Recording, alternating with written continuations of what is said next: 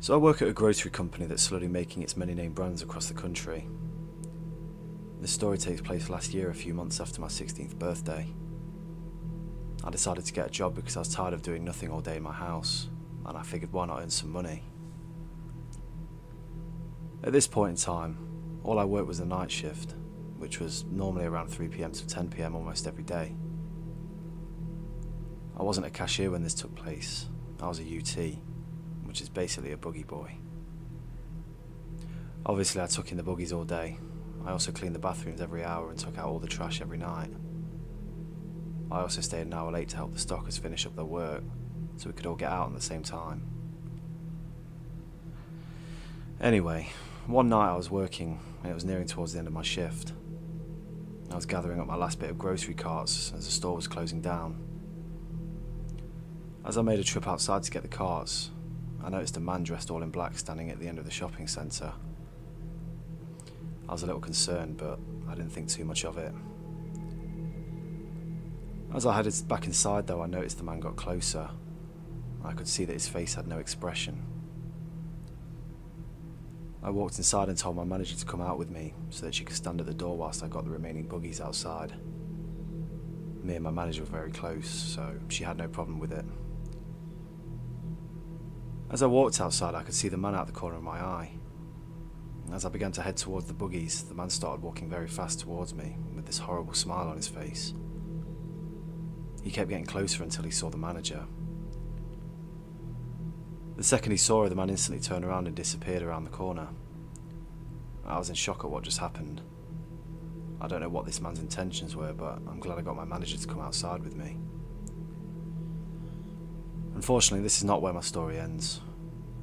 After all the buggies were in, I noticed a little black carry basket. The company doesn't allow customers to take them outside, but someone must have got one out there. So my manager said I had to go get it, but the guy was probably still roaming around. So I got in my car and went in to go get it and then drove back to the store. Now it's not like the basket was super close to the store because I would have just went out and grabbed it, but it was all the way across the parking lot. So I got the basket and gave it to my manager and went to leave. But my teenage self thought it would be a good idea to park my car in the parking lot and call one of my friends to tell her what just happened instead of driving straight home, which was in a whole other city about 20 minutes away. So I called my friend to say what happened, and I noticed a figure getting close to my car. I immediately recognised it to be the man coming out straight at my car with an object in his hand. I hit the gas and drove out of the parking lot so fast. Nothing else happened after that. Soon I transferred to the same store, but in the town that I lived in, and I don't really do the night shifts anymore. Not by choice, but it's because once you've worked there long enough, you start having more day shifts. I have no idea what that man's intentions were, and I never want to know.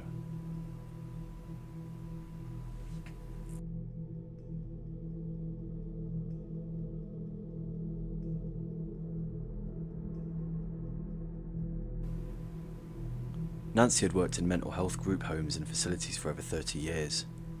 She had seen it all, and not much frightened her anymore. Preferring night shifts due to a long struggle with insomnia, she figured that she wasn't going to get any sleep at night anyway. She might as well be working. The pay wasn't great, but it paid her bills and she enjoyed the connections that she made with her co-workers and residents over the years. When the night shift opening at Everlove Behavioural Health Group Home was posted 6 weeks ago, she immediately applied for the job. As she lay on the living room couch in the darkened front room, she listened to the sounds that penetrated the quiet. The ticking of the clock that hung next to the television sounded loud in her ears. A car would drive by every so often, lighting the room briefly with its headlights. Besides the low hum of the refrigerator, there were very few other sounds. But what is that shuffling noise? It was familiar as she had heard it every night for the last month. The first few times she heard the shuffling noise, she just assumed the residents also struggled to sleep at night and were pacing around in their rooms. She never looked for the source because it didn't occur to her that the noise didn't belong. Long hours awake at night meant that she had often heard strange sounds that were simply masked by the relatively louder daytime noises. But this time she was more aware of the sound, and this time felt different. That is when she realised she could also hear quiet murmuring. She strained to hear the words, but it was far too quiet. Slowly walking into the hallway, the sound became more distinct, and she could tell it was coming from Stan's room. Stan suffered from schizophrenia and frequently had auditory and visual hallucinations. Hesitating at the door, she wondered if she could knock and check on him, or just let it pass. She was just about to turn back to the couch when she heard Stan yelling, "I won't do it! You can't make me!" Nancy knocked on the door, announcing that she was coming back to check on him, and not to be alarmed. The only response was murmuring and sobbing, so she slowly opened the door. Stan was lying in the fetal position in bed, repeating the same line over and over. "I won't do it. I won't do it. I won't do it." Stan was clearly distressed, and Nancy asked if he would like his as-needed prescription sedative. At first he declined, but after a few minutes of soothing talk he accepted the pill and fell back to sleep. Back to the couch in the darkened living room she went, back to the ticking clock, the humming refrigerator, and the occasional passing car. The shuffling noise had stopped, and Nancy had all but forgotten about the previous incident with Stan, when she again heard him yell. This time it was not words but a guttural scream. Afraid that his outburst would wake the whole house and cause even more trouble for her, she ran to his room and threw open the door without knocking. Stan was no longer in bed. He was standing straight up with a look of pure horror on his face, and a bedside lamp clutched in his hand. Nancy was no fool, and she knew better not to try and restrain him. She calmly asked Stan what was bothering him and offered to help in any way that she could, and Stan just stood there gripping the lamp and staring directly at something invisible to Nancy. Several minutes of calming worked, and she managed to get him to release the lamp and get into bed. Stan's demeanour changed. The electric energy he had been exuding had relaxed into a tearful exhaustion. He begged her to check his room before she left. He wouldn't tell her what to look for. It was just something that shouldn't be there. After checking every square inch of the room, he sighed and fell asleep once more. Nancy left the room amazed that Stan had that reaction, considering the highly potent sedative he had just taken an hour prior. Her watch said 4 in the morning, and 3 more hours until a day shift relief person would arrive. Hopefully, all would be peaceful until then.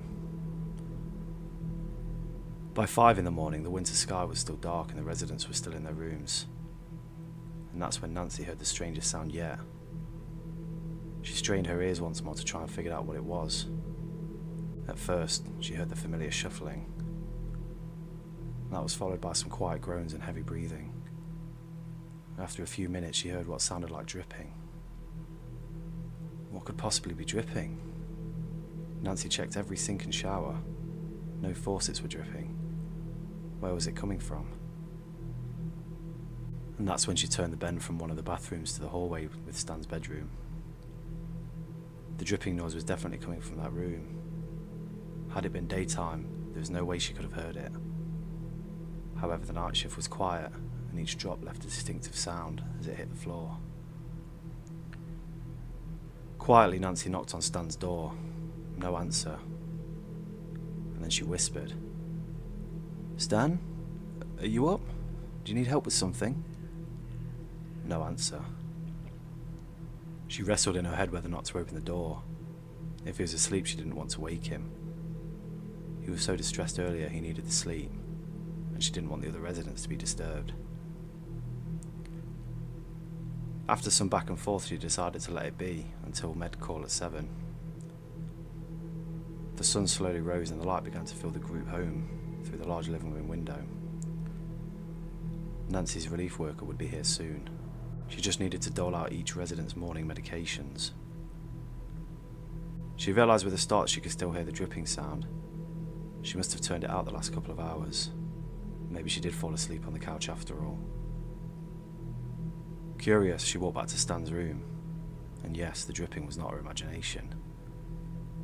As far as she knew, the only liquid in the room was a small glass of water on the nightstand, where he took his pill the night before. but that small amount would certainly still not be dripping if it spilled 2 hours before. She quietly knocked on and whispered to Stan again through the door, but there was no answer. And as silently as she could, Nancy opened the door, cracked a peek inside. Stan was not in bed. She opened the door all the way, and Stan was not to be found. There was only one place to hide in his room: the closet. Summoning all of her courage, Nancy slowly walked over to the closet and gripped the doorknob. The dripping could be heard even louder.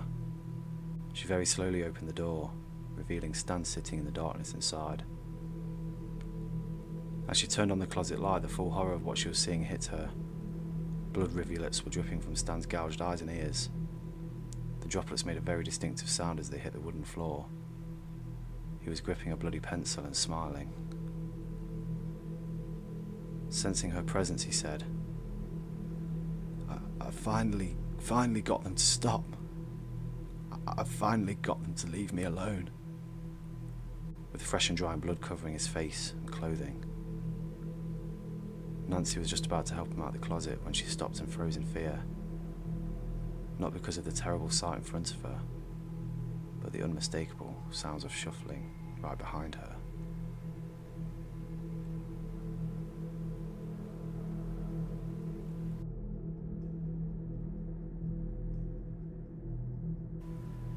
I used to work the graveyard shift at a short-term facility for abused and neglected kids.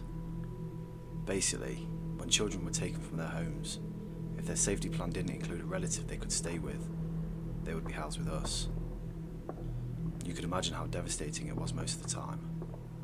I have real-life horror stories that would keep people up for days. Eventually I had to stop working there for my own sanity. It was one of the greatest regrets that I was never going to be strong enough to withstand that kind of horror, so I could be a better support system for the kids that needed it most. Anyway, one night I was working alone, and by alone I mean we didn't actually have any kids there that night. Someone always had to be at the facility though, even when we didn't have any residents, just in case a call came in and some group needed a bed. On nights that no one was there though, I was like a glorified maid, which I didn't actually mind. It was like 3 hours of deep cleaning and 7 hours of watching television. Now, if you're one of those people that believes in residual energies, you would probably have a hard time finding a place that contained more emotion than the most of the short-term care facilities. The fear and terror and sadness and anger, almost every kid just had to leave a mark in some respect.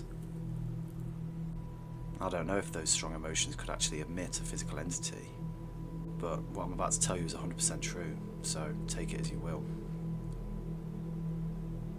It was the week before Thanksgiving, and like I said, there was no one else in the facility. So you can imagine my surprise when I hear the sound of a kid laughing in the halls. My first thought was, oh, weird. I must have left the television on in the other wing. I went to go check it, but nope. I chalked it up as someone playing super loud music outside, and went about cleaning some more. An hour or so later I finished, and was sitting down to watch a movie, when I see a shadow on the hallway wall directly in front of me. It was the wall that led to one of the girls' rooms, and then in the opposite direction, it was the hall that led to the other side of the facility. Since I was the only one there, and there are no windows in the hall because of safety reasons, there's absolutely no reason for a shadow to appear on that wall. But that isn't the scary part. The shadow started to get smaller, like it was running away, and I heard kids' footsteps. To this day, that is something I'll never ever forget. The image of that shadow getting smaller and smaller on the wall, like someone was walking or running away, is one of the strangest things I've ever seen. And while I wasn't scared, I was kind of jolted, if that makes sense. I checked the entire facility just to make sure that there wasn't anyone else there. I looked at all the cameras, inside and out, and nothing. It wasn't much longer that I ended up quitting. It was like an unbearable sadness had etched itself into my mind, and I just couldn't get past it. I don't really have a better explanation for it than that. Now I work as a graveyard shift waitress at a local diner, and I'm now much, much happier.